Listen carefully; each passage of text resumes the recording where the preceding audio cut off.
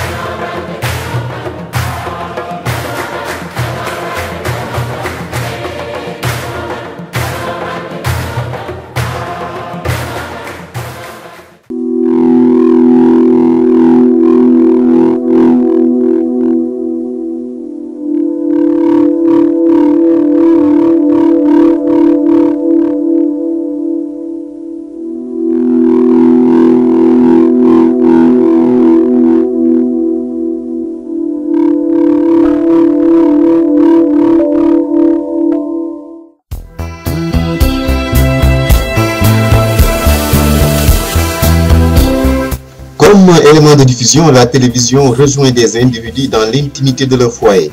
Parler de l'Église à la télévision, c'est non seulement rejoindre des gens nouveaux, mais c'est aussi faire connaître l'Église à de nouvelles personnes. Le Saint Jean-Paul II disait, je cite, « Les médias sont la chair moderne d'où la société d'aujourd'hui reçoit ses grandes orientations morales et spirituelles. C'est pourquoi il est essentiel que l'Église monte directement en chair avec ses propres stations et programmes de télévision, sa propre voix au service de la vérité et de l'amour. L'Église doit exercer le ministère de la communication tout comme elle doit exercer son ministère auprès de ceux qui font la communication. » Fin de citation. Et c'est sur cette voie que chemine votre émission religieuse catholique sur les pas du Christ qui chaque dimanche vous propose des réflexions sur la foi, lecture des textes liturgiques du jour, commentaires et approfondissements avec le Père Jean Desroches depuis Montréal au Canada, la sœur Claire Patier depuis Marseille en France.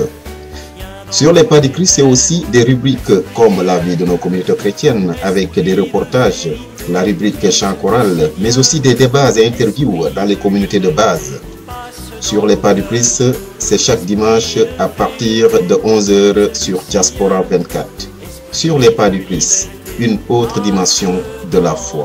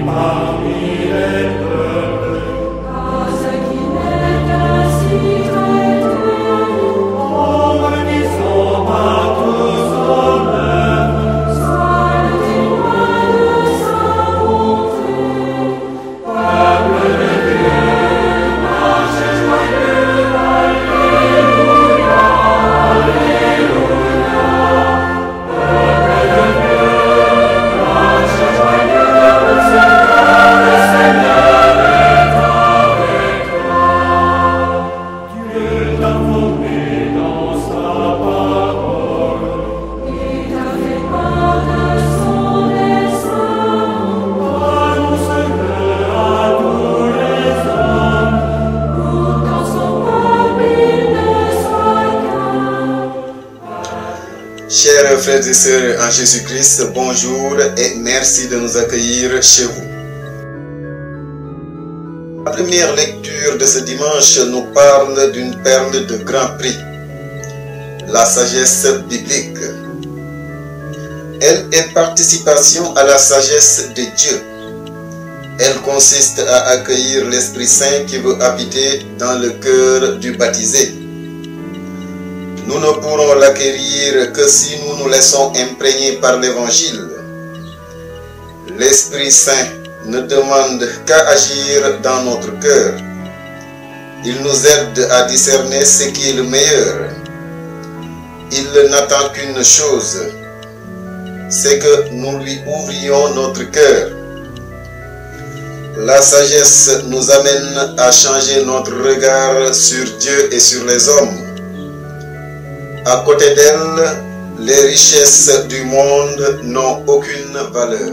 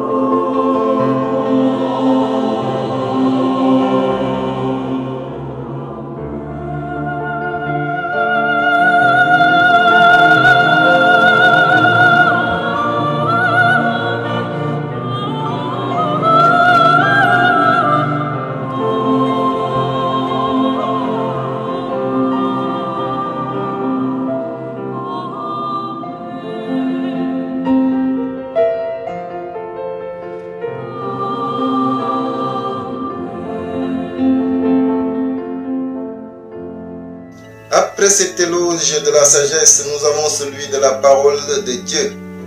C'est l'extrait de la lettre aux Hébreux qui a été proclamé dans la deuxième lecture. C'est une parole qui ne se contente pas de nous instruire. Elle nous révèle à nous-mêmes tel que Dieu nous voit. Elle discerne ce qu'il y a de plus intime dans le cœur de chacun. Il nous faut absolument la prendre au sérieux car elle vient de Dieu. C'est vraiment Dieu qui nous parle et qui nous rejoint dans tout ce que nous vivons. Si nous restons en surface, si nous sommes trop encombrés ou repliés sur nous-mêmes, nous ne pourrons pas entendre celui qui vient frapper à notre porte. Si nous l'accueillons, elle nous illuminera. Elle viendra nous donner force et courage pour progresser sur le chemin de l'amour.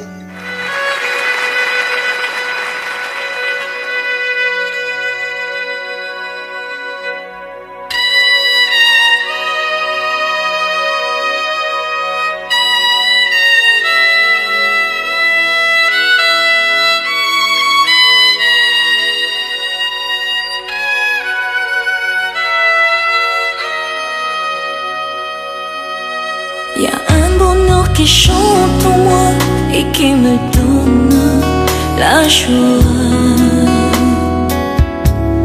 sans lequel je ne peux vivre, pour lequel je veux vivre. Le prince de l'équité m'a libéré de l'iniquité, m'a changé d'identité. Je m'appelle racheté. Où irai-je encore loin de toi, celui qu'on appelle Emmanuel, mon bonheur et ma joie, mon tout, mon bien précieux et personnel, mon ami, mon cœur, mon Jésus, mon Jésus, mon Jésus, mon Jésus, je n'ai pas d'autre que toi, Seigneur, mon Jésus, mon Jésus. Jésus, je n'ai pas d'autre que toi, Seigneur.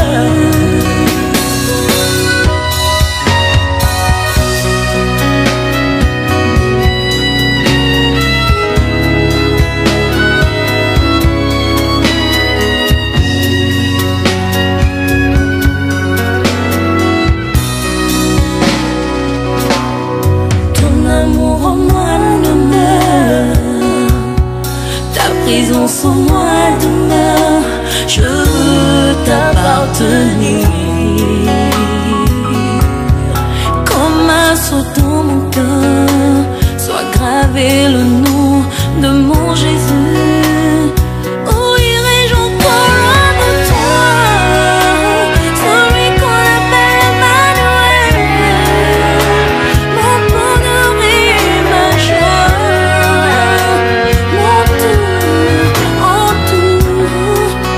mon précieux et personnel, mon ami, mon cœur, mon Jésus, mon Jésus, mon Jésus, mon Jésus, je n'ai pas d'autre que toi, Seigneur. Avec l'évangile, nous découvrons le Christ qui nous est présenté comme sagesse et parole de Dieu. Il nous montre un homme qui vient trouver Jésus. Il lui pose la question qui lui tient à cœur. Bon maître, que dois-je faire pour avoir en héritage la vie éternelle? Jésus lui rappelle les commandements, celui de l'amour de Dieu et ceux de l'amour du prochain. L'homme répond qu'il a observé tout cela depuis sa jeunesse.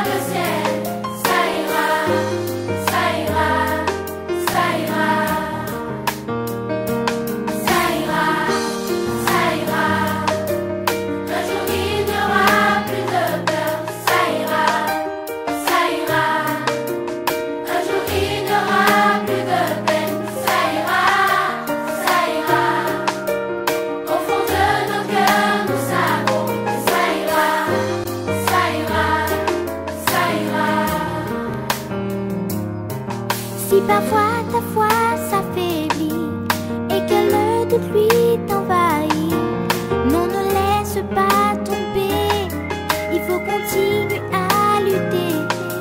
Juste un mauvais moment à passer, tu pourras vite te relever. Grâce à Dieu, crois-moi, ça ira. Ça ira, ça ira, ça ira.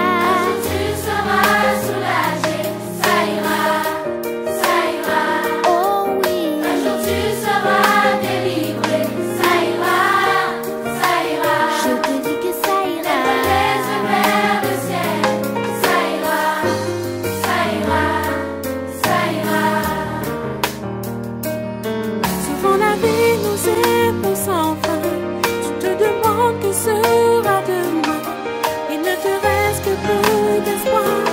Tu sentiras un jour de ce trou noir. Mais moi je sais qu'un jour ça changera. Ton sourire, oui, tu le retrouveras. Grâce à Dieu, crois-moi, ça ira.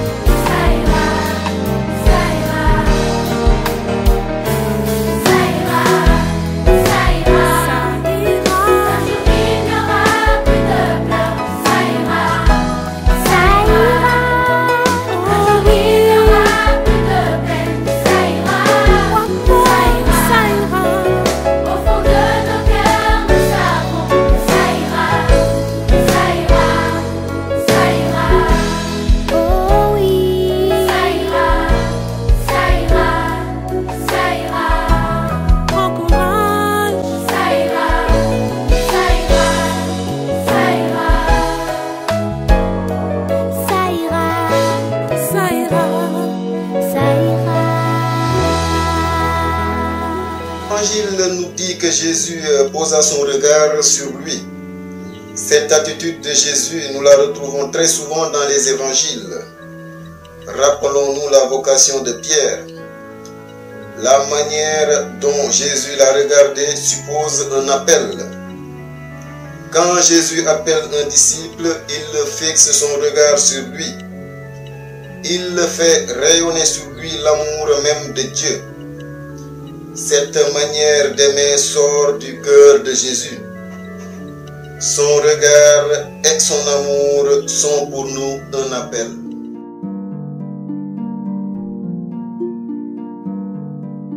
I've heard there was a secret chord that David played and it pleased the Lord, but you don't really care for music, do you?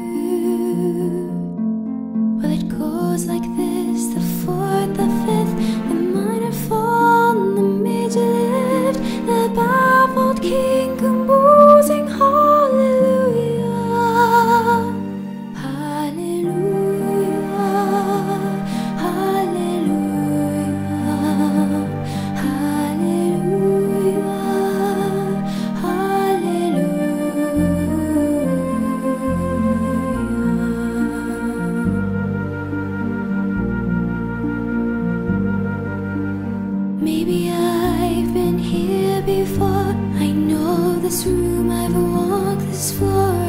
used to live alone before I knew you. I've seen your flag on the marble art. Love is not a victory march. It's a call and it's a broken hallelujah. Hallelujah. Hallelujah. Hallelujah. Hallelujah.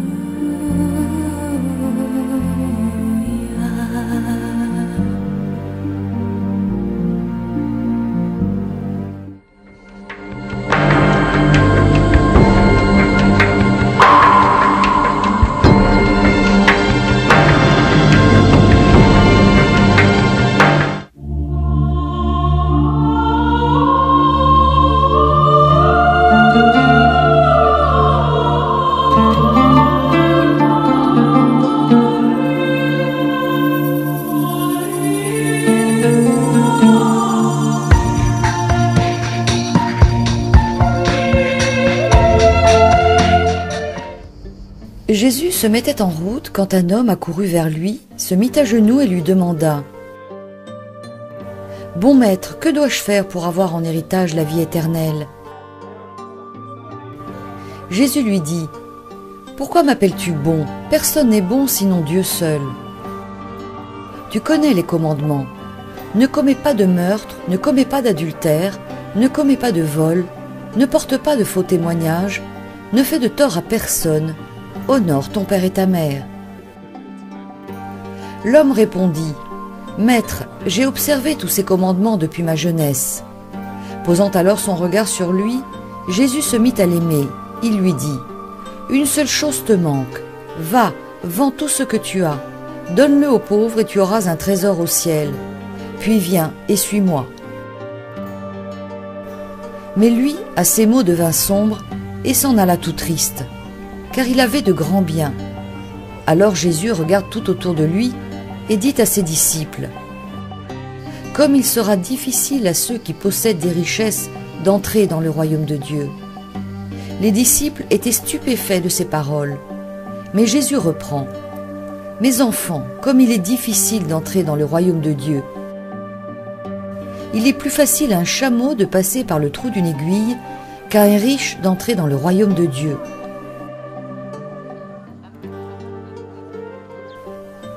De plus en plus déconcertés, les disciples se demandaient entre eux « Mais alors, qui peut être sauvé ?» Jésus les regarde et répond « Pour les hommes, cela est impossible, mais pas pour Dieu, car tout est possible à Dieu. » Pierre se mit à dire à Jésus « Voilà que nous avons tout quitté pour te suivre. » Jésus déclara « Amen, je vous le dis, personne n'aura quitté à cause de moi et de l'Évangile une maison, des frères, des sœurs, une mère, un père, des enfants ou une terre, sans qu'il reçoive en ce temps déjà le centuple, maison, frères, sœurs, mère, enfants et terre, avec des persécutions et dans le monde à venir, la vie éternelle. »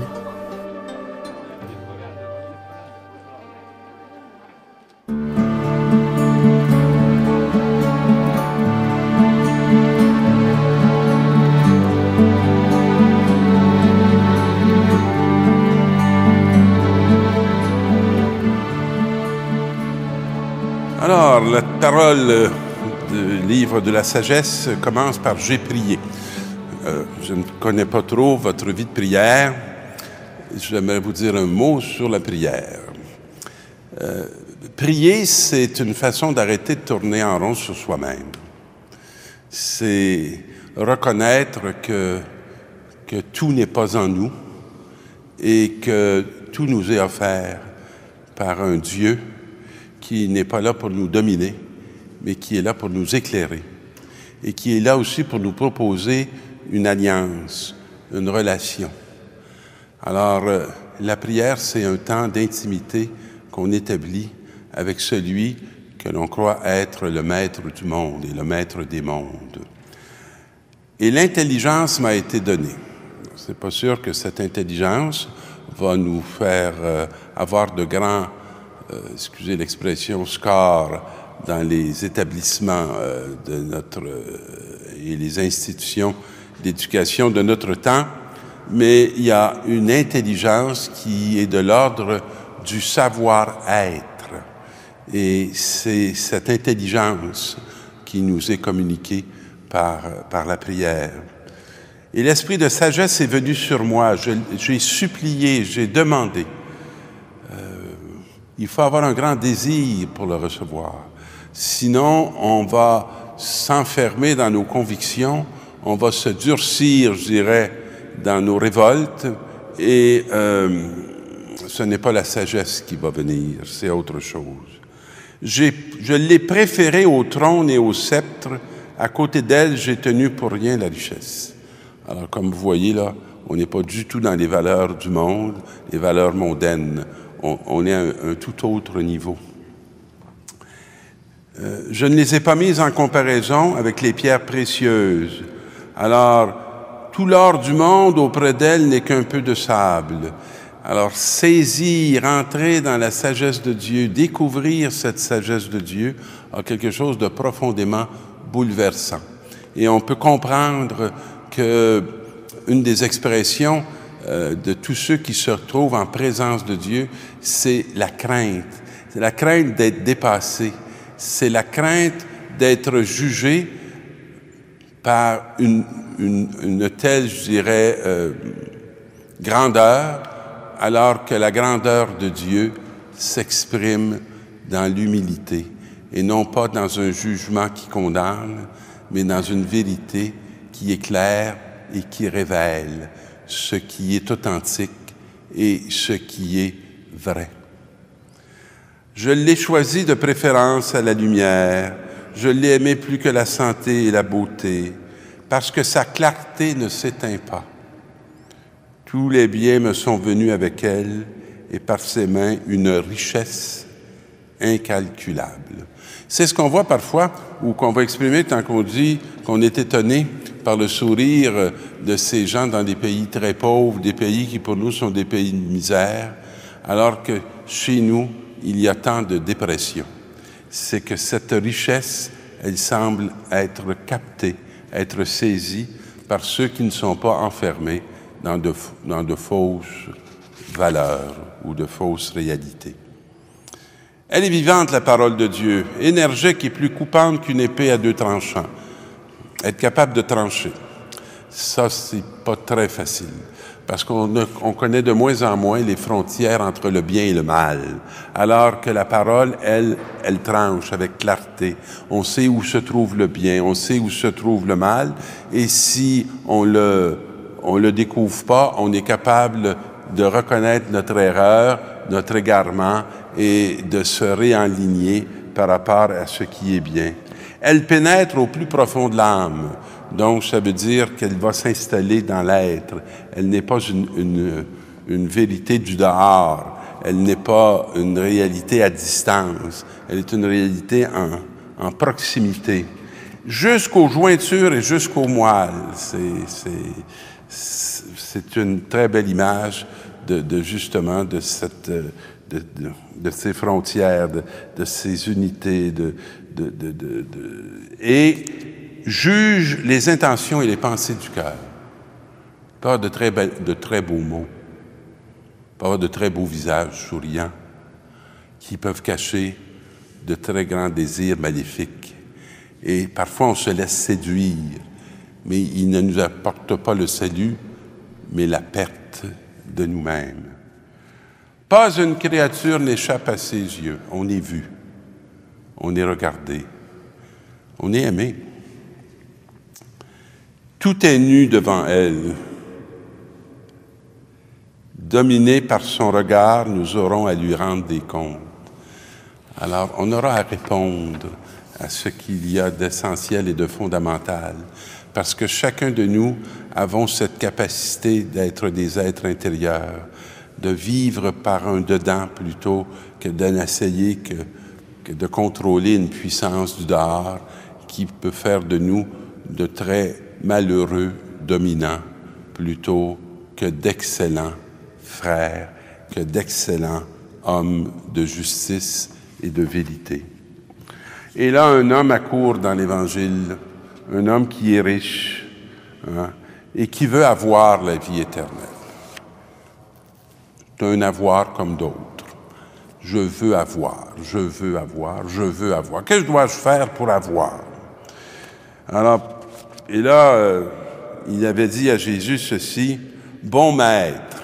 Et Jésus dit, « Pourquoi m'appelles-tu bon? » Alors, voyez-vous, Jésus se trouve aux frontières. Hein. Il ne se laisse pas, je dirais, berner par ses beaux discours. Dieu seul est bon. Alors, tout ce qu'il y a de bon, c'est ce qui ressemble et qui est comme Dieu. Alors, il commence par établir une grande vérité. Alors, il lui dit, tu connais tous les commandements. Et l'homme va lui dire, oui, je les observe depuis ma jeunesse. Alors, il pose son regard sur lui. Et là, on entre dans un regard. On entre dans une intimité. Et il lui dit, une seule chose te manque. Alors, tu as un manque. Et vends tout ce que tu as, donne-le aux pauvres, et tu auras un trésor dans le ciel, puis viens et suis-moi. Ton manque, c'est d'être possédé par tous tes biens. Ce n'est pas quelque chose qu'il n'a pas, c'est quelque chose dont il n'est pas détaché. Et c'est toujours le drame de l'être humain. Est-ce qu'il possède ses biens ou ses biens le possèdent? Est-ce qu'il a perdu sa liberté? Est-ce qu'il a perdu son âme? Et on connaît tellement d'hommes et de femmes qui vont nous conter le jour où ils sont devenus capables de se déposséder, comment ils se sont retrouvés. Et du désir qu'ils avaient de mourir, ont retrouvé le goût de vivre et le goût d'établir des alliances et le goût de se donner et de se mettre au service de leurs proches, dans lequel ils ont trouvé des richesses infiniment plus grandes que ceux dont ils s'étaient distancés. Mais lui, à ces mots, devint sombre et s'en alla tout triste, car il avait de grands biens. C'est presque de l'humour. Une tristesse parce qu'il avait de grands biens. Alors Jésus regarde autour de lui et dit, « Comme il sera difficile à ceux qui possèdent des richesses d'entrer dans le royaume de Dieu. » Et j'aime bien le mot « posséder », parce que c'est un mot fondamental. Est-ce qu'on est libre ou on est possédé? Est-ce qu'on est détaché ou on est attaché? Attaché à un pieu, attaché à des esclavages qui ne libèrent pas ce dynamisme profond qui nous a été donné dès notre élection à l'humanité. Et là, tout le monde est un peu découragé et Jésus regarde ses disciples, regarde ses apôtres qui disent « Mais alors, qui peut être sauvé? Qui peut être sauvé? » Et Jésus leur répond, « Pour les hommes, c'est impossible. On ne s'apportera pas, on ne se donnera pas notre salut, mais pas pour Dieu.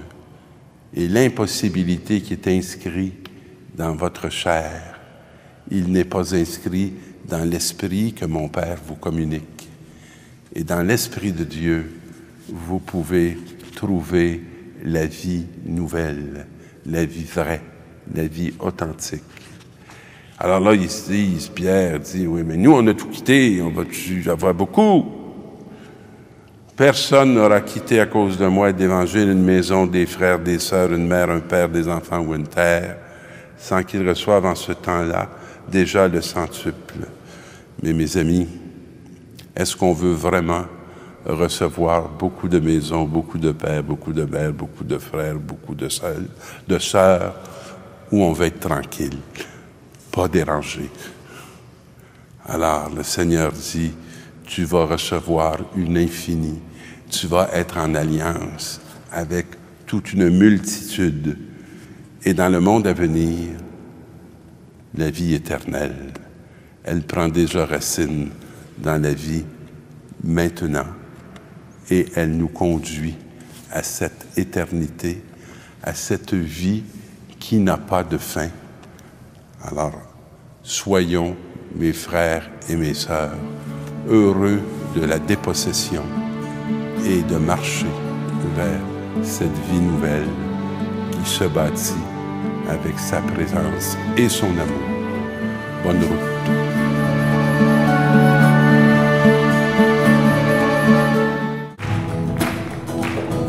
Nango, Louis-Miguel, Tige, Mingaria, Wete, Turo Awa, Wasal Jamontino, Wete, Turo Awa, Wasal Jamontino.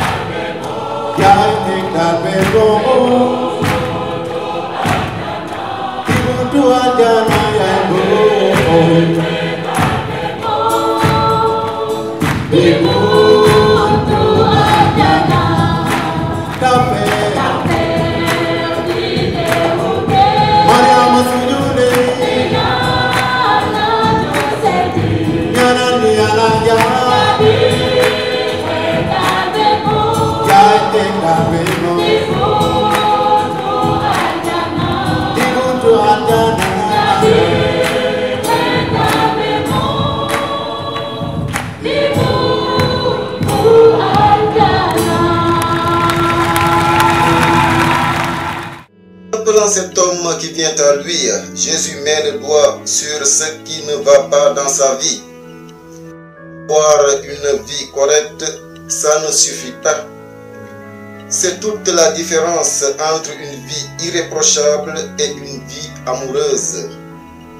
Jésus nous invite à passer d'une vie délimitée par des commandements à une vie habitée par un amour. Cet amour ne peut se contenter du strict devoir. Il va beaucoup plus loin. Aimer, c'est tout donner. C'est se donner à celui qui veut être notre unique berger. Avec lui, nous ne manquons de rien. Sainte Thérèse disait: depuis que je suis devenu libre vis-à-vis des biens humains, je suis totalement heureux.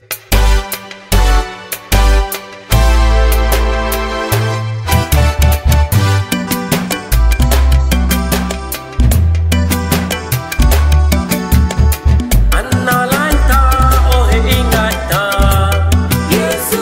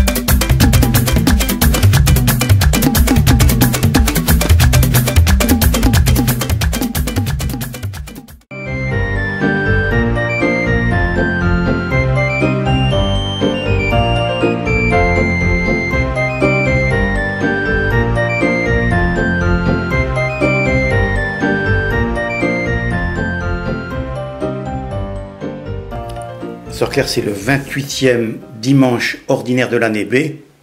Et on va entendre, bon maître, que dois-je faire pour avoir la vie éternelle? Voilà.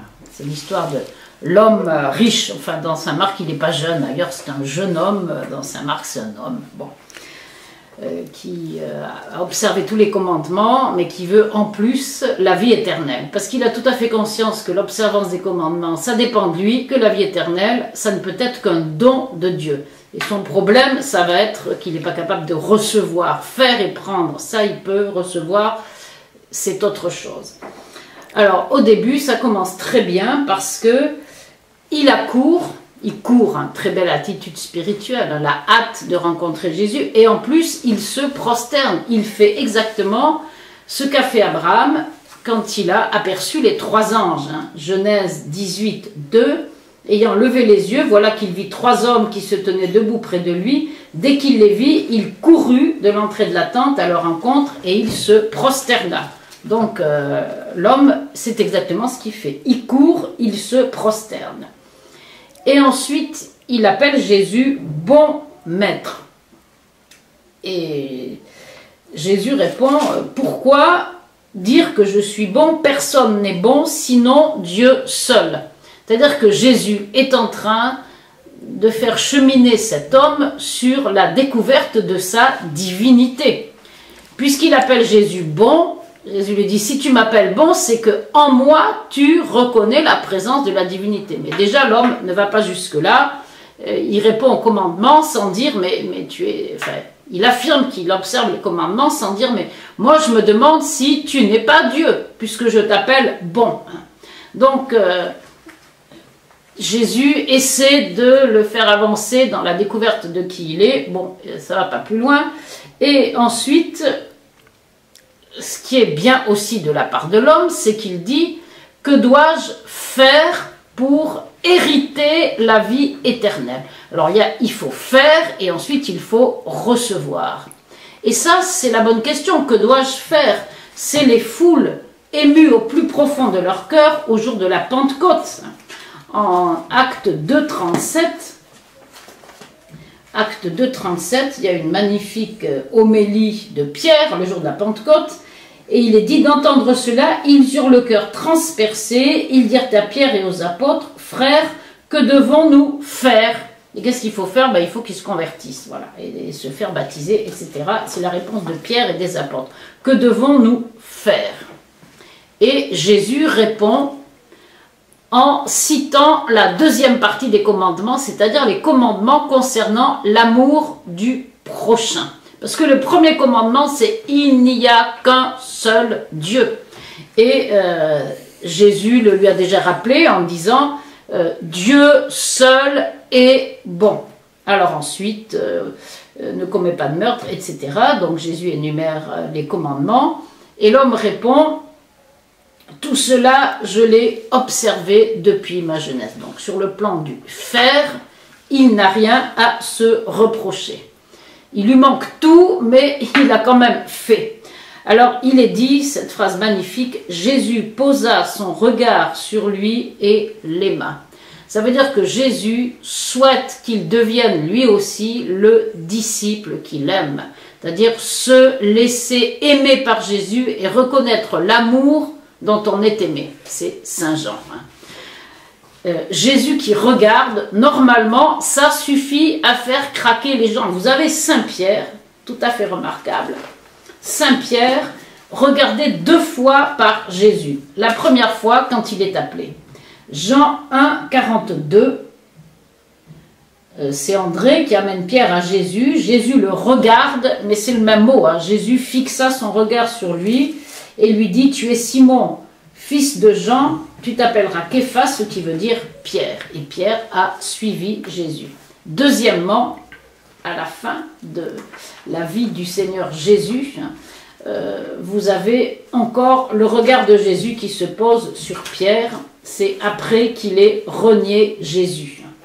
Il est dit en Luc, chapitre 22, versets 61 et 62, donc le coq chante, et Jésus, se retournant, fixa son regard sur Pierre. Pierre fait mémoire et se convertit. il éclate en sanglots et ce sont des larmes qui sont comme son baptême, disent les pères de l'Église. Le regard de Jésus en a fait un disciple et le regard de Jésus le convertit.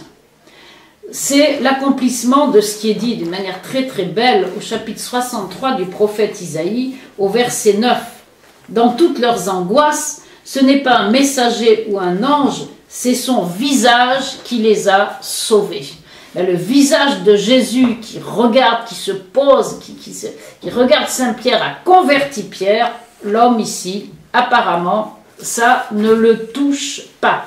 Il n'a pas le cœur transpercé comme ceux qui ont écouté l'homélie de Pierre au jour de Pentecôte. Il ne se met pas à pleurer comme Saint-Pierre au moment juste après qu'il ait renié Jésus. C'est-à-dire qu'il ne peut pas être atteint par l'amour de Dieu. Il est étouffé par ses richesses. Le regard de Jésus, un regard aimant, ne l'atteint pas. Et c'est la seule chose qui lui manque. C'est pas rien, il lui manque de recevoir l'amour de Dieu et de répondre à cet amour. Il lui manque d'être amoureux du Seigneur. Cette seule chose, c'est celle qu'avait choisie Marie-Madeleine. Luc 10, 53. Jésus dit, c'est 10, 42. Vous connaissez, Marthe, tu t'agites, etc. Pourtant, il faut peu de choses, une seule. Cette seule chose, c'est celle qui manque à l'homme riche et c'est celle qui ne manque pas à Marie-Madeleine. Il en faut peu, une seule même, c'est Marie qui a choisi la meilleure part, elle ne lui sera pas enlevée. Qu'est-ce que c'est cette meilleure part? C'est se livrer totalement à l'amour de Dieu.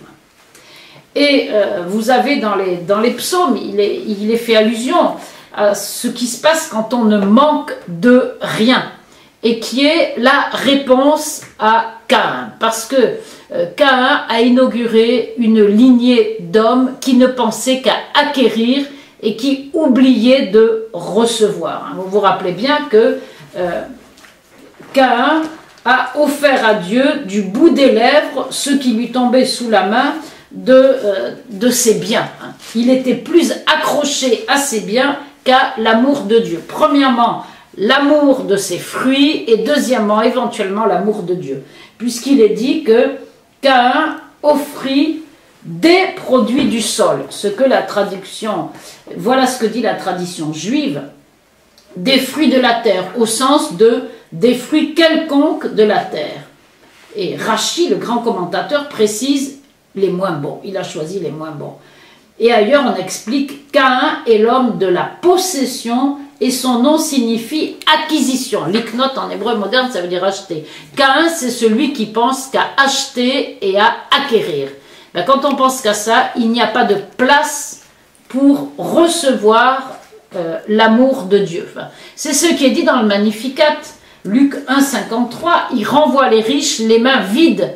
Ben, c'est exactement ce qui s'est passé pour l'homme riche, parce qu'il est arrivé les mains pleines.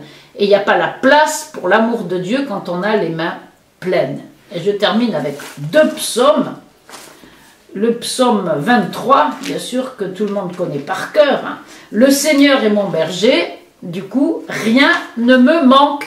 Et à cet homme, Jésus dit, une seule chose te manque, donc il est en manque de l'amour de Dieu. Si j'accueille le Seigneur comme mon berger, je ne manque de rien.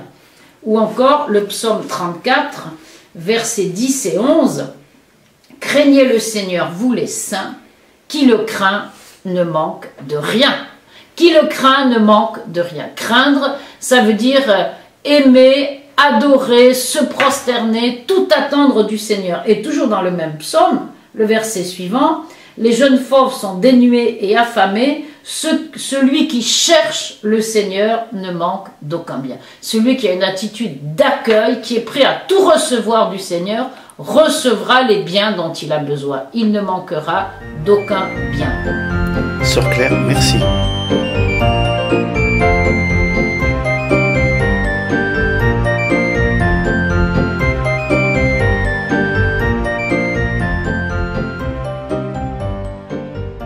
L'homme dont parle l'Évangile n'a pas voulu renoncer à ses richesses.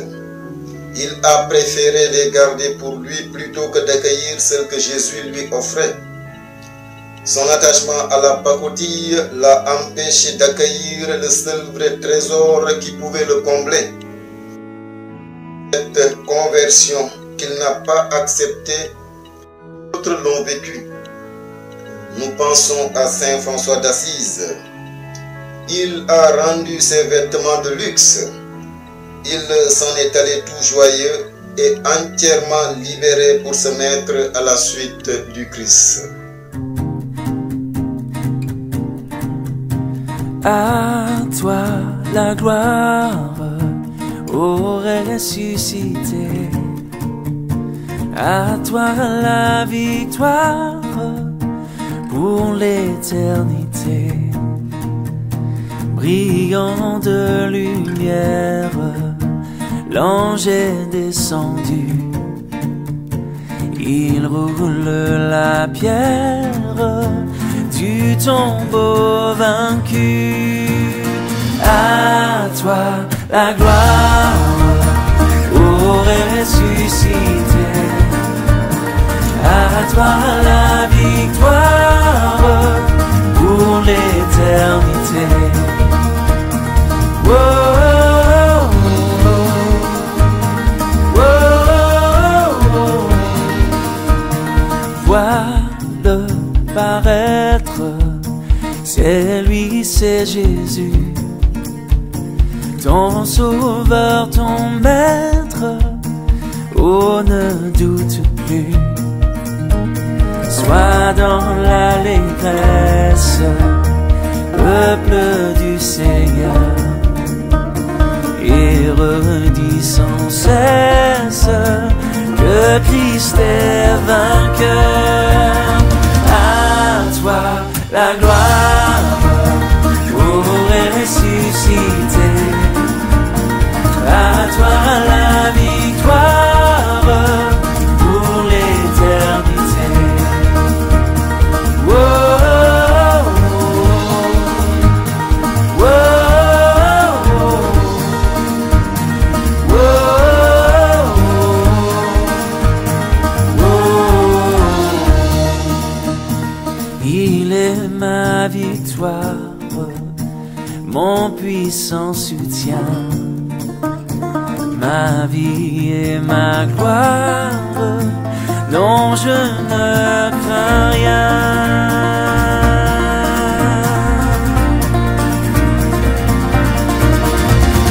À toi la gloire, pour ressusciter.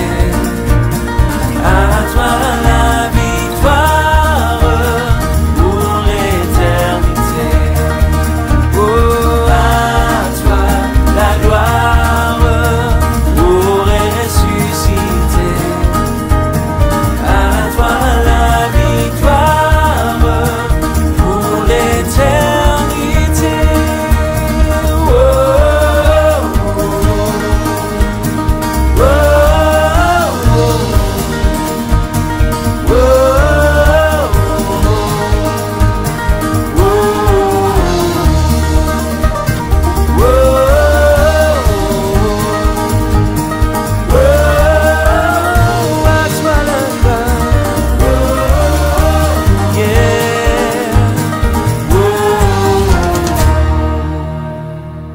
Ce qui nous est proposé, celle de nous laisser envahir par ce regard et cet amour du Christ.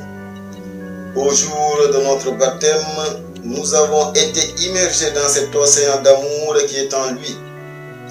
Si nous restons en communion avec lui, nous comprendrons que ses exigences ne sont pas une menace, mais un appel à vivre en plénitude. C'est à toi que revient la louange, éternel Dieu pour l'éternité. C'est à toi que revient la louange, éternel Dieu pour l'éternité. C'est à toi que revient la louange, éternel Dieu pour l'éternité. C'est à toi que revient la louange. Éternel Dieu pour l'éternité.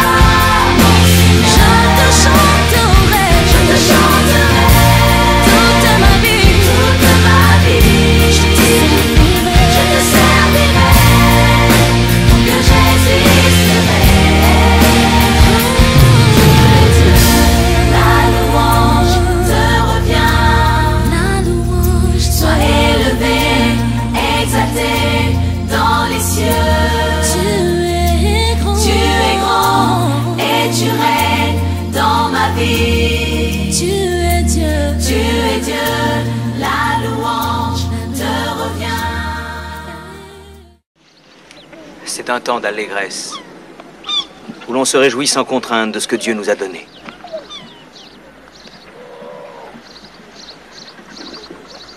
Mais un jour,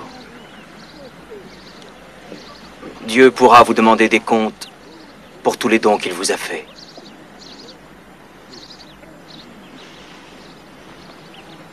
Tenez-vous prêts. Le royaume des cieux arrive. Rabbi, tu dis que le royaume des cieux va arriver. Mais quand exactement va-t-il arriver? Quand tu vois les nuages qui viennent par l'est, tu dis la pluie arrive. Et ainsi en est-il. Par contre, si le vent du désert se lève, tu dis il va faire chaud. Et ainsi en est-il. Chacun de vous sait lire les signes de la terre et du ciel.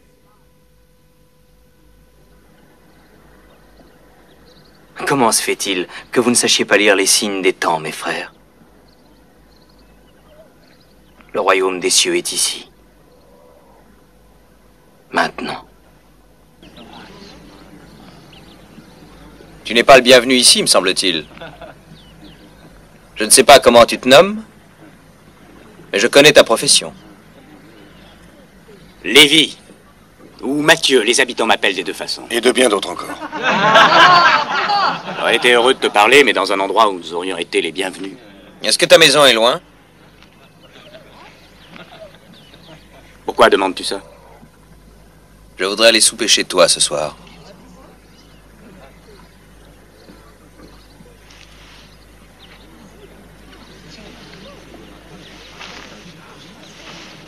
Tu entrerais dans la maison d'un homme de péché? J'entre dans toutes les maisons où l'on m'accueille avec joie.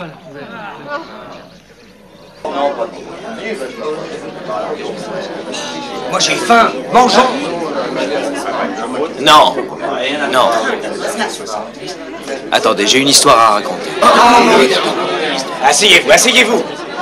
Chut, chut, asseyez-vous et taisez-vous. Oui, oui, asseyez-vous. Il y avait un homme qui avait 2 fils. Un beau jour, le cadet de ses fils dit à son père: « Donne-moi la part de tes biens à laquelle j'ai droit. » Le père partagea ses richesses et tous ses biens entre ses 2 fils. Et sans plus attendre, ce fils cadet partit pour un pays éloigné. Et là, il dissipa tout son bien en vivant dans la débauche. Or, peu de temps après cela, une grande famine s'abattit sur le pays. Le jeune homme se trouva dans le besoin. Il vint supplier un fermier de l'engager pour soigner ses pourceaux. Mais il avait tellement faim que même les cosses de caroube qu'il donnait au porc lui paraissaient un délice. Les gorées s'en régalaient, et personne ne lui permettait d'en manger. Alors, étant rentré en lui-même, il se dit: chez nous, chacun, même un serviteur de la maison, a du pain à volonté, et de tout en abondance. Tandis qu'ici, moi, je meurs de faim. Je vais retourner chez mon père, et je lui demanderai de m'engager comme serviteur.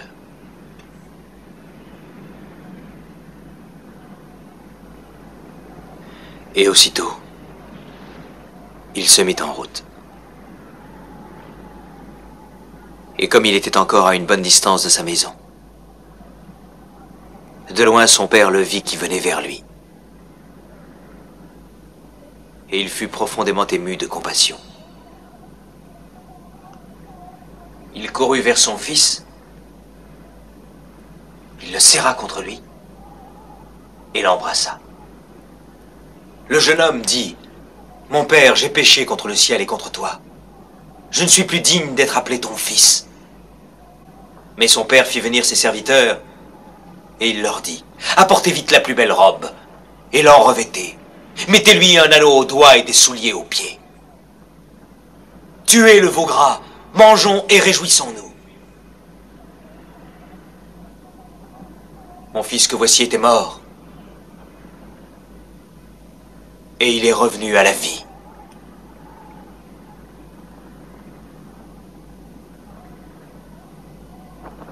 Or, le fils aîné, pendant ce temps, travailler dans les champs. Lorsqu'il revint et approcha de la maison, il entendit le son de la musique et des danses.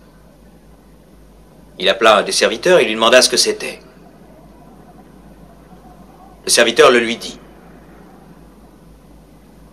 Et à cette nouvelle, le fils aîné fut saisi d'une violente colère, et il refusa d'entrer dans la maison. Le père sortit et tenta de lui parler, mais il ne voulut rien entendre. Quoi? J'ai travaillé pour toi, tout ce temps, toutes ces années, sans avoir transgressé une seule fois à tes ordres.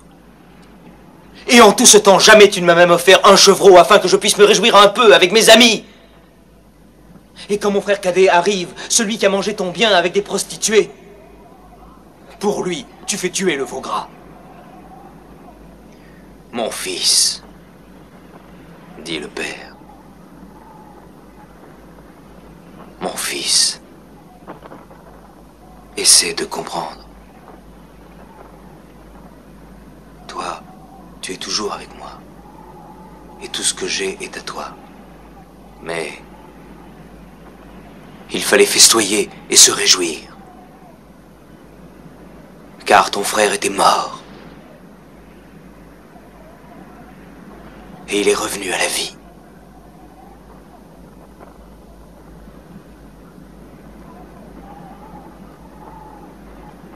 Il était perdu. Et il est retrouvé.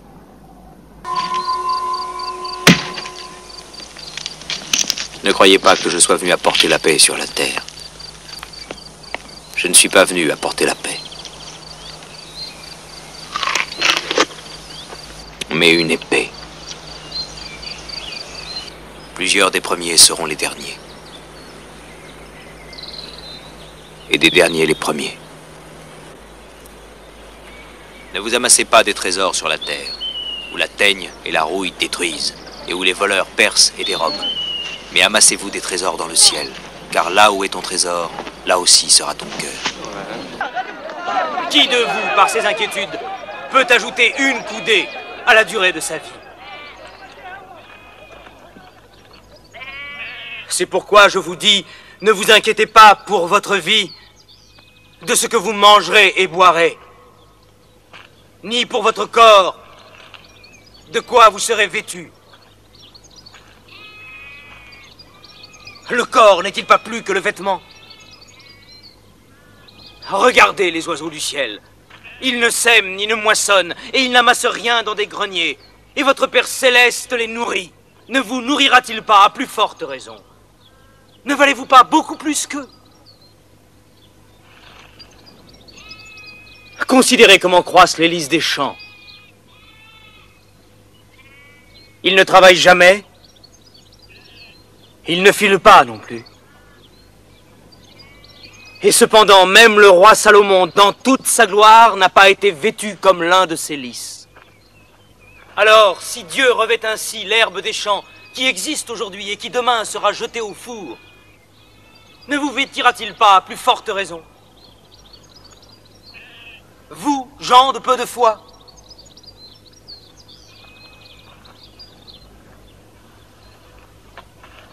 Par conséquent, ne dites pas « Que mangerons-nous? Que boirons-nous? De quoi serons-nous vêtus ?» Car toutes ces choses, ce sont les païens qui les recherchent. Cherchez premièrement le royaume et la justice de Dieu, et toutes ces choses-là vous seront données par-dessus. Ne vous inquiétez donc pas du lendemain.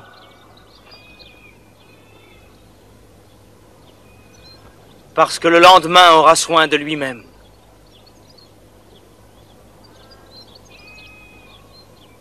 À chaque jour suffit sa peine, je vous le dis en vérité. Vous voyez, il est plus facile pour un chameau de passer par le trou d'une aiguille qu'à un homme riche d'entrer dans le royaume de Dieu.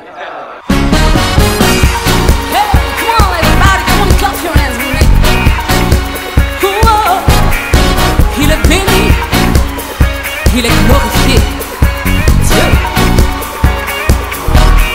Il est béni, glorifié, Dieu. Dieu d'amour.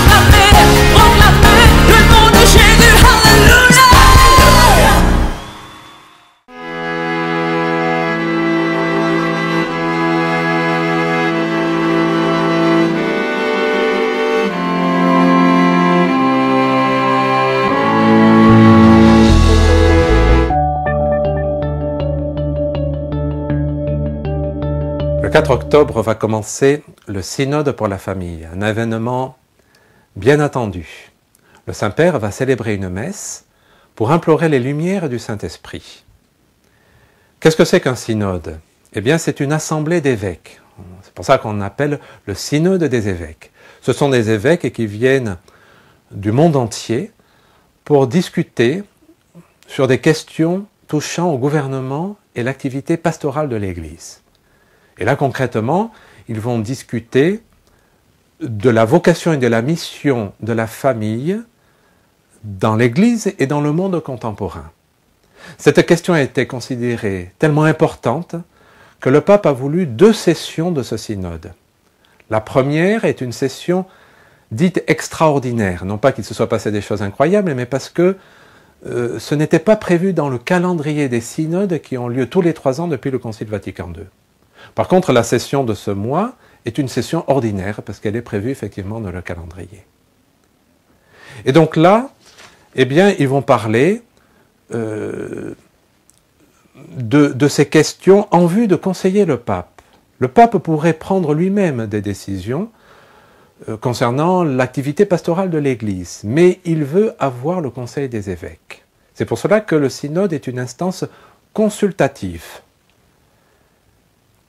Et qu'est-ce que c'est que la pastorale de l'Église? Eh bien, c'est l'activité de l'Église qui vise à donner à chacun de ses fidèles le soin spirituel dont il a besoin pour obtenir le salut. Or, le mariage et la famille sont des voies qui conduisent au salut. Et là, sans doute que l'Église pourrait améliorer sa pastorale, améliorer sa manière de prendre soin de ses fidèles. Donc on va discuter de la manière dont l'Église devrait préparer des personnes qui vont se marier. On sait que là, il y a beaucoup de choses à faire, il y a beaucoup de divorces, on peut améliorer peut-être la préparation en vue d'éviter des divorces. L'Église va revoir un peu comment elle accompagne des personnes mariées mais qui ont des difficultés. Comment doit-elle accompagner les personnes qui se sont séparées? Que doit-elle faire avec les personnes qui ont divorcé et qui ont contracté un mariage civil, ce qu'on appelle les divorcés remariés? Qu'est-ce qu'elle doit faire? Alors, les pères synodaux vont discuter de ces questions, adresser au Saint-Père des propositions qui, lui, le moment venu, publiera un document qui est une exhortation apostolique post-synodale. Et il prendra sans doute des décisions. Mais ce qu'il faut voir, c'est que l'Assemblée synodale n'est pas comme une assemblée parlementaire. Il s'agit là de découvrir la volonté de Dieu sur le mariage et la famille, sans quoi on ne pourra pas adapter la pastorale dans la vérité. Et c'est pour cela qu'il est important que les évêques prient. Le premier jour, eh bien, c'est une messe. Chaque jour du synode commencera toujours par la prière des évêques unis au pape. Et on pourrait se demander, et nous, qu'est-ce qu'on peut faire? Eh bien, prier aussi, fondamentalement prier. Le Saint-Père le demandait il y a quelques mois dans une catéchèse du mercredi, et il disait concrètement que nous devons prier Jésus, Marie, Joseph, c'est-à-dire la Sainte Famille de Nazareth, pour que, je cite, le prochain synode des évêques puisse réveiller en tous la conscience du caractère sacré et inviolable de la famille, sa beauté dans le projet de Dieu. Je me permets de relayer le pape. Prions pour la famille.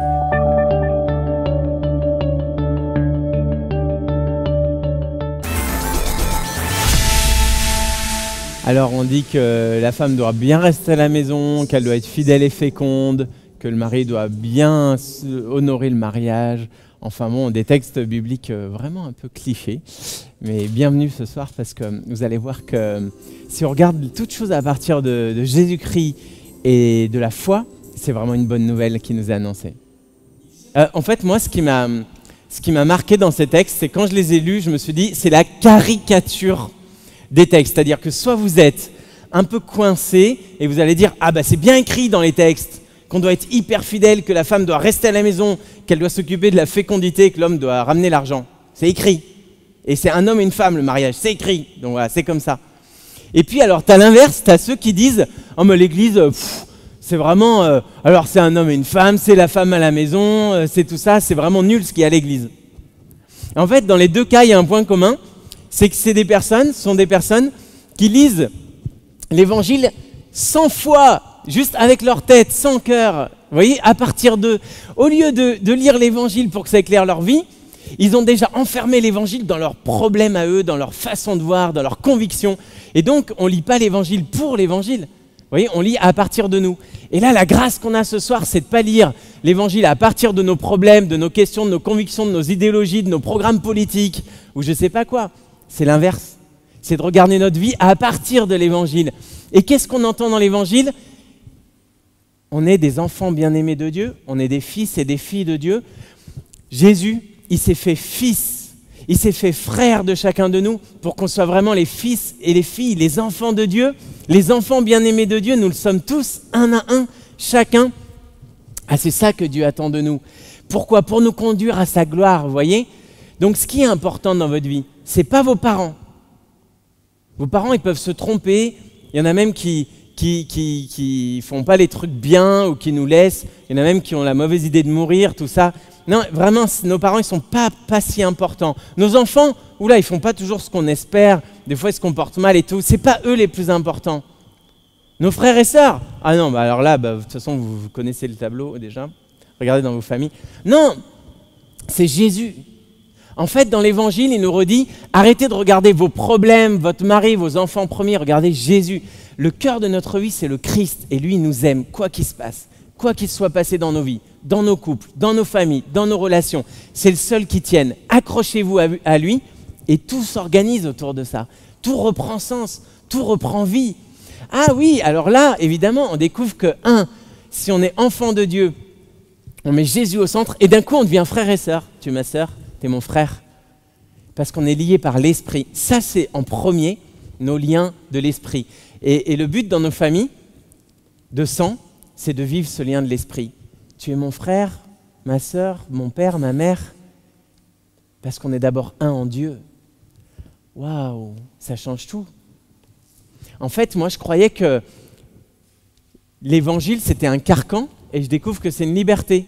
Il y en a qui vous présentent le truc comme ça et disent « Ce que Dieu a uni, que l'homme ne le sépare pas, comme c'est fait maintenant, le mariage, c'est la corde au cou, c'est la chaîne. » Ah bah bravo, hein, ça donne pas envie, franchement. Ou alors c'est l'inverse.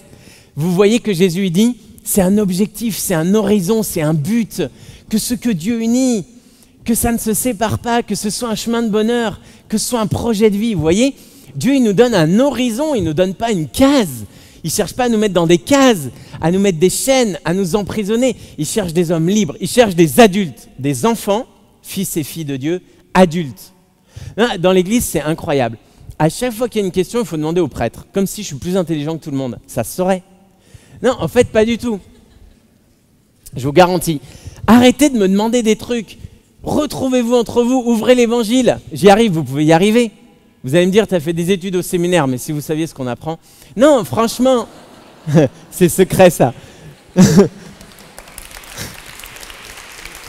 Et donc, vous pouvez très bien le faire vous-même. Rassemblez-vous. Parlez de votre foi, accompagnez-vous. Attendez pas qu'il y ait un prêtre, non de nom. Le prêtre, lui, il sert bien sûr, mais juste à faire des trucs comme ça, très importants, essentiels. Il n'y a que lui qui peut les faire. Vous ne prendrez pas sa place, vous inquiétez pas. Mais par contre, attendez pas que je sois là pour que l'Église vive, vous voyez. Vraiment, on veut des adultes qui font alliance avec Dieu.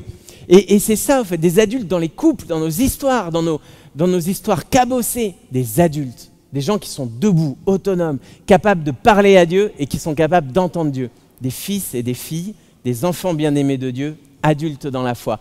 C'est notre projet à Sainte-Blandine et on le vit par exemple à la Maison des Familles.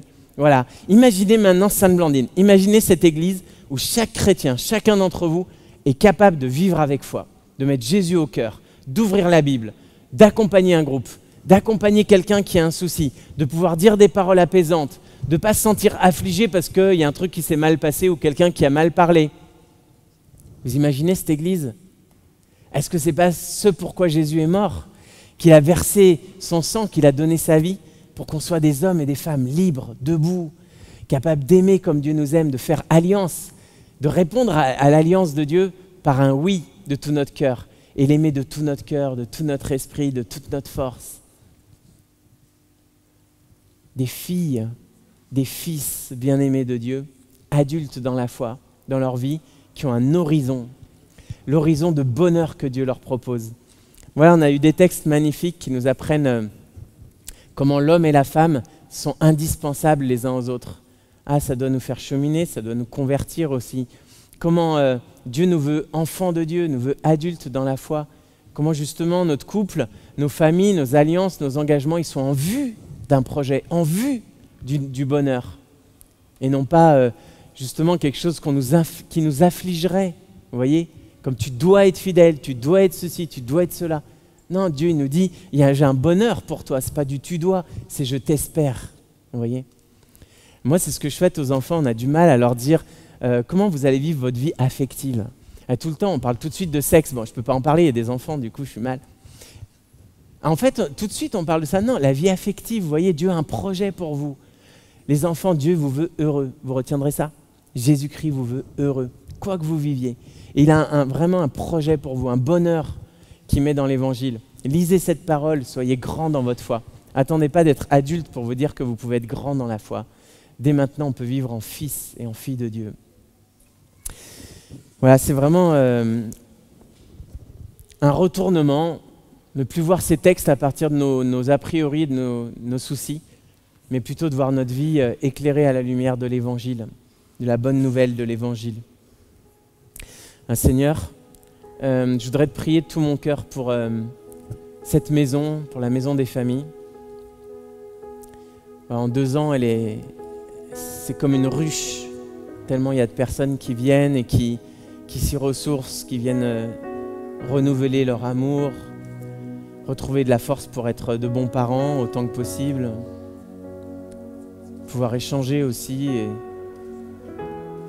se soutenir quand ça va moins bien. C'est une maison pour les conjoints, c'est une maison pour les parents, c'est une maison pour les gens seuls, c'est une maison de famille, ton église en fait. Et Seigneur, je veux te prier pour la famille de Dieu, pour ta famille que nous sommes. Pour cette famille, ces frères et sœurs unis par les liens de l'Esprit. Seigneur, dans cette famille, dans ta famille, jamais plus personne ne sera seul. Jamais plus personne ne sera sans famille ou jugé sur un statut, sur sa vie affective, sur sa situation familiale. Non, parce que dans ta famille, Seigneur, on est des frères et des sœurs, promis au bonheur. Ben, fais de ce lieu, de ton Église, ta famille, Seigneur. Viens convertir nos cœurs, ne pas chercher d'abord une exigence, mais d'abord ta miséricorde. Mets-nous en vérité, Seigneur, face à toi, parce que tel que nous sommes, tu es venu nous sauver.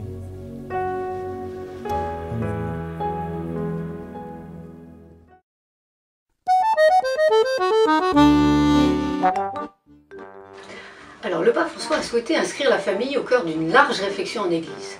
Et pour ça, il a convoqué un synode. Et ce synode, j'ai envie de dire, il est intéressant et nouveau à plus d'un titre. D'abord parce qu'il se déploie dans le temps. Il y a 2 assemblées synodales et ça, c'est nouveau. Et puis aussi, la deuxième chose, la consultation très large des fidèles du monde entier, c'est-à-dire des baptisés, des communautés, des théologiens. Ça, c'est quelque chose d'assez nouveau par son ampleur. On peut dire que toute l'Église s'est mise au travail.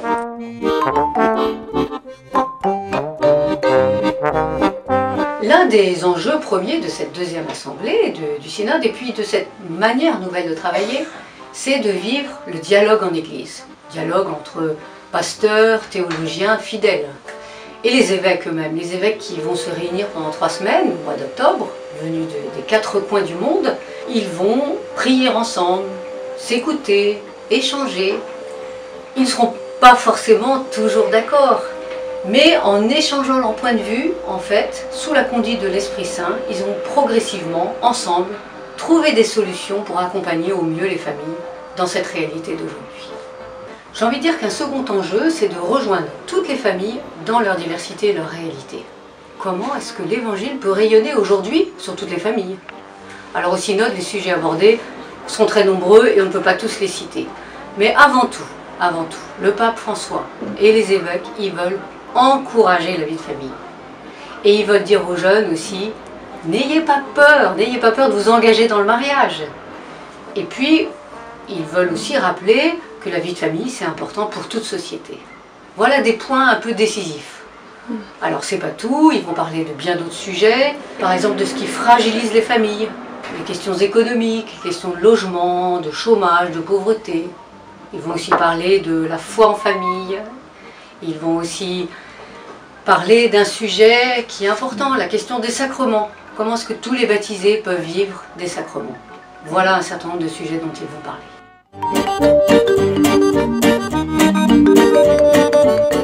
Une chose est sûre, le pape François, comme les évêques, ils tiennent beaucoup à la famille. Et ils encouragent toutes les familles à être témoins de l'Évangile. Seulement, les formes que prend la vie de famille selon les époques et les cultures, elles varient. Et donc, il faut développer de nouvelles initiatives pour rejoindre chacun là où il en est. Alors, comme à toute époque, il s'agit de trouver dans l'Évangile comment accompagner au mieux les hommes et les femmes de ce temps dans leur vocation à l'amour.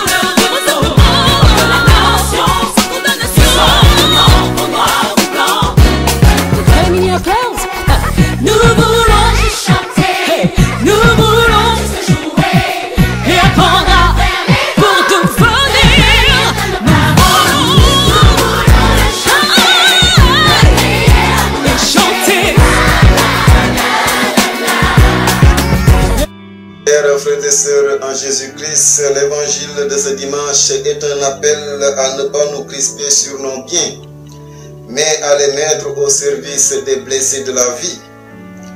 C'est à ce prix que nous serons des témoins de l'évangile du Christ. Au terme de notre vie, nous serons jugés sur l'amour. Même si nous commettons des erreurs, nous ne devons jamais cesser d'aimer. C'est l'unique chemin pour avoir en héritage la vie éternelle. Ta parole, Seigneur, nous bouscule et nous réveille. Elle met dans la lumière nos zones d'ombre. nous te prions, ouvre nos cœurs et nos oreilles, que ta parole trace dans nos vies un chemin de lumière et de paix. Bonne semaine dans le Christ et bonne suite de programme.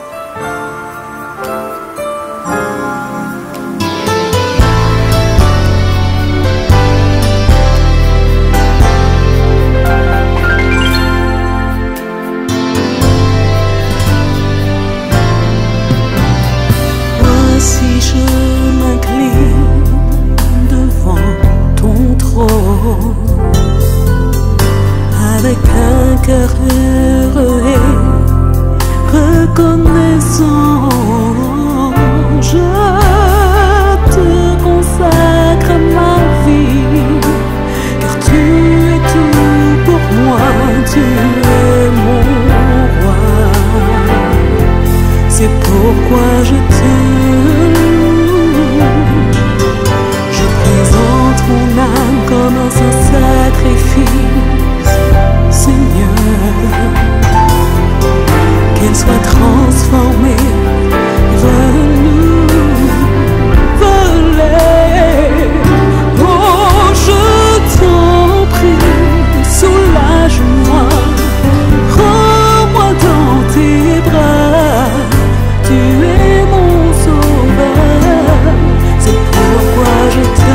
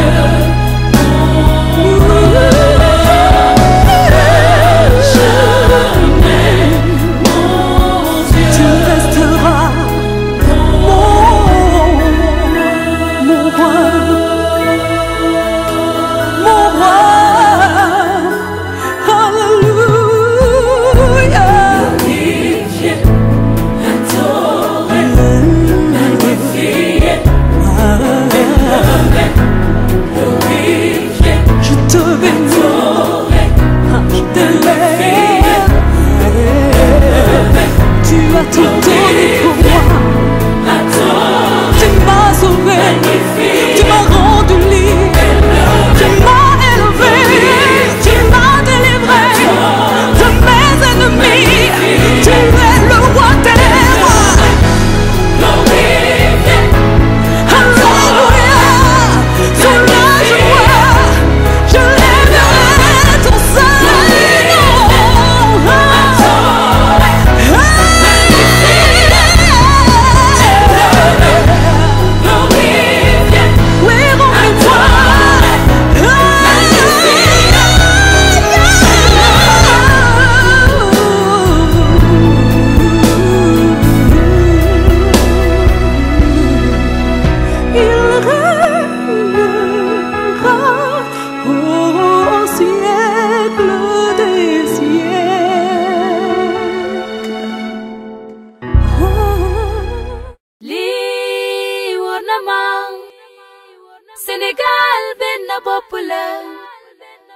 ñun ñëpp bokk benn gaal diine yëpp jëm fa Yàlla woo.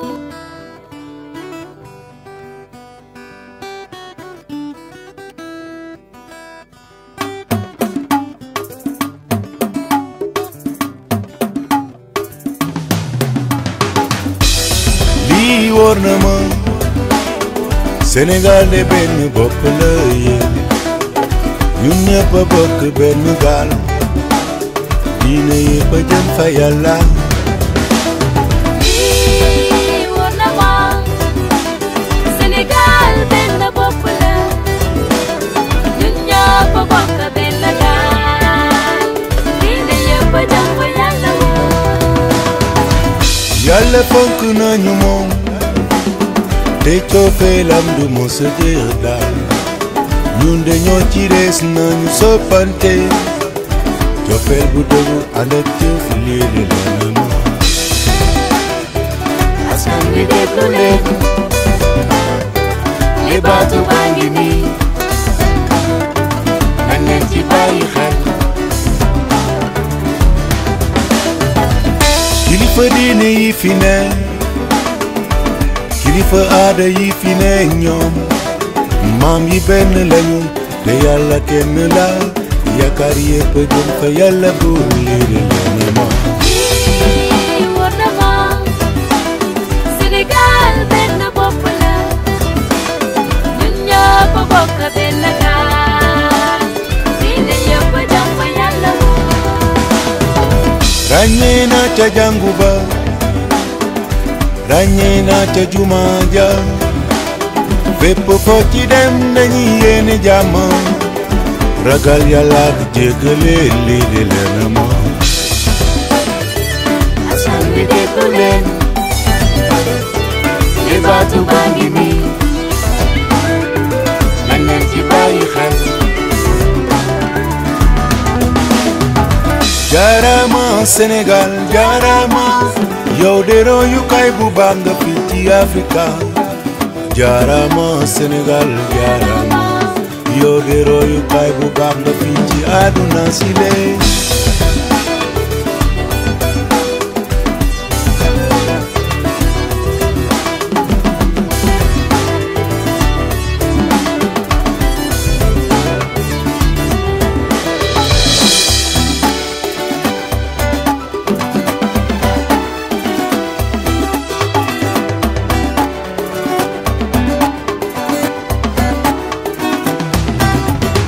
saka yow Sénégal jaajëfe réew gënu la njaay saka yow Sénégal jaajëfe réew gënu la njaay saka yow Sénégal jarama réew yabu la njaay saka yow Sénégal suñu Sénégal jaajëfe réew gënu la njaay saka yow Sénégal jaajëfe réew gënu la saka yow Sénégal suñu Sénégal